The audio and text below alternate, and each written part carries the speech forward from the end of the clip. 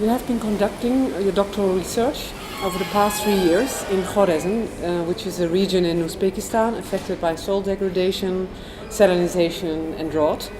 You're a hydrologist by training, so maybe you can tell us something about the research you've been doing there. Yep. I'm working as part of a research project, and we are dealing with the feasibility of afforestation on degraded croplands as an alternative land use. In the Aral Sea Basin, where we work in Khoresm in Uzbekistan, soil salinity heavily impacts on crop yields. It's hampering the plant growth. Trees prove to grow in this environment, and after initial phase of irrigation they even sustain themselves by using the groundwater which is available. We assess 3 tree species which are native to the research area, and my part in this is the hydrology. So I assess tree water use. How much water do these tree species which we assess actually use? Since water is a scarce resource in that area, this is a very valid point. Furthermore, in our project we have a forester, and we assess afforestation from the economic perspective, as well as having a spatial assessment. In the end, we target a policy recommendation, so we try to synthesize our findings, and we would like to be able to answer the questions where, how, and which species to plant on degraded croplands.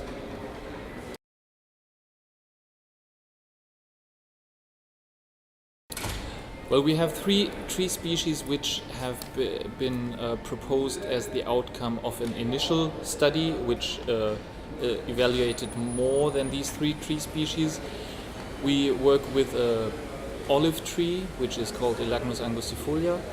We have a popular tree, Populus euphratica, and we have an elm tree. The elm tree provides very valuable timber, but it's very slow growing, so the benefit for the farmer, which is one of the targets, is only the farmer receives the income after a very long period of time. So the more fast-growing species like Populus euphratica or Elagnus angustifolia especially, which provides additional to the timber, which is valuable. It provides fruits. These are the more promising species.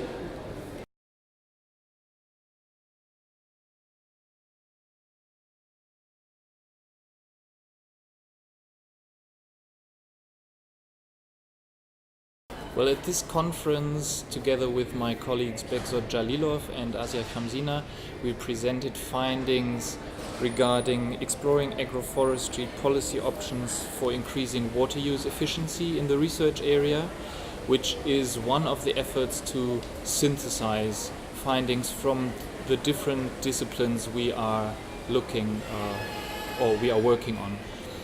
And so this is somewhat at the nexus idea. And even furthermore, I think the idea of afforestation in the setting we are working in is quite a good example of an integrated nexus thinking.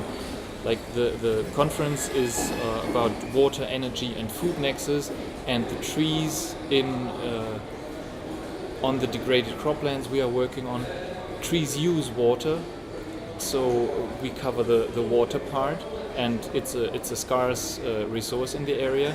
Trees provide timber, which is when it's used as firewood, covering the energy sector, and the farmer who is growing the trees, when he sells them, he gets income which secures his or her, well, in that case more his food security. So we kind of have a good example from my point of view of this integrated thinking within linking water, energy and food.